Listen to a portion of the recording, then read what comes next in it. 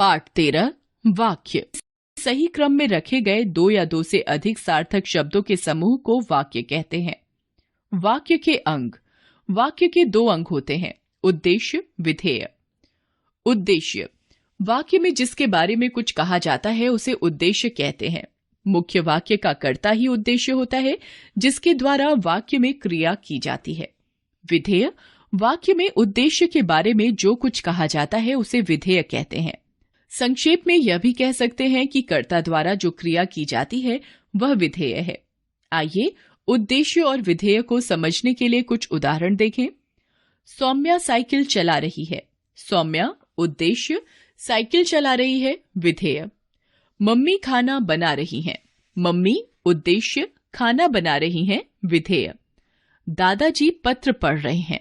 दादाजी उद्देश्य, पत्र पढ़ रहे हैं विधेय। दिए गए पहले वाक्य में सौम्या साइकिल चलाने की क्रिया कर रही है, इसलिए सौम्या उद्देश्य है। उसके द्वारा साइकिल चलाने का काम हो रहा है, इसलिए साइकिल चला रही है विधेय है। दूसरे वाक्य में मम्मी उद्देश्य है जो खाना बनाने की क्रिया कर रही हैं, इसलिए खाना बना रही है विधेय है। तीसरे वाक्य में दादाजी उद्देश्य है जो पत्र पढ़ने की क्रिया कर रहे हैं, अतः पत्र पढ़ रहे हैं विधेय है। वाक्य के प्रकार।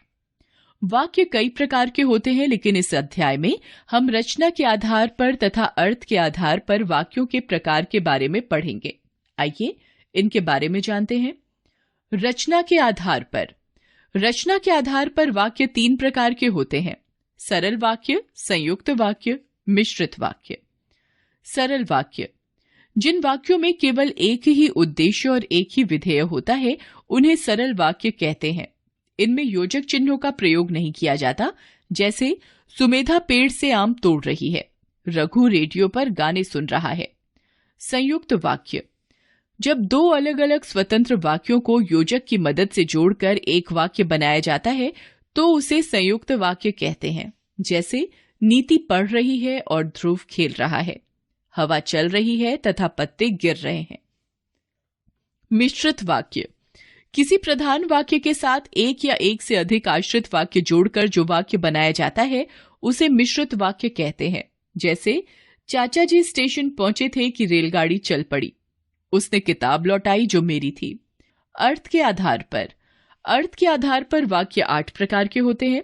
विधानवाचक वाक्य, जिन वाक्यों से किसी प्राणी, वस्तु अथवा स्थिति के बारे में साधारण जानकारी मिलती है वे विधानवाचक वाक्य कहलाते हैं। जैसे वह खाना खाता है, निशांत विद्यालय जाता है। निषेधवाचक वाक्य, जिन वाक्यों से पता चलता है कि काम नहीं होगा वे निषेधवाचक वाक्य कहलाते हैं। इनमें नहीं का प्रयोग किया जाता है, जैसे वह यह काम नहीं करेगा, यह मेरी पुस्तक नहीं है। प्रश्नवाचक वाक्य, जिन वाक्यों का प्रयोग प्रश्न पूछने के लिए करते हैं वे प्रश्नवाचक वाक्य कहलाते हैं। इनमें क्या, कौन, कैसे आदि का प्रयोग किया जाता है। जैसे क्या तुम हमारे साथ खेलोगे, तुम्हारा बैट कैसे टूट गया। आज्ञावाचक वाक्य, जिन वाक्यों के द्वारा किसी को आज्ञा, आदेश या निर्देश दिया जाता है वे आज्ञावाचक वाक्य कहलाते हैं। जैसे भावना अपनी किताबें लेकर आओ, अभी जाकर यह काम निपटा दो। संदेहवाचक वाक्य, जिन वाक्यों से किसी संदेह या संभावना का पता चले वे संदेहवाचक वाक्य कहलाते हैं। जैसे शायद कल विद्यालय में कार्यक्रम हो सकता है कि वह आ जाए।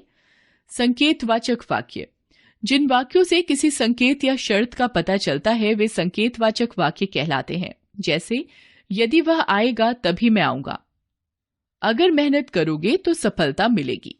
इच्छावाचक वाक्य, जिन वाक्यों से किसी की इच्छा अथवा आशीर्वाद का पता चलता है वे इच्छावाचक वाक्य कहलाते हैं।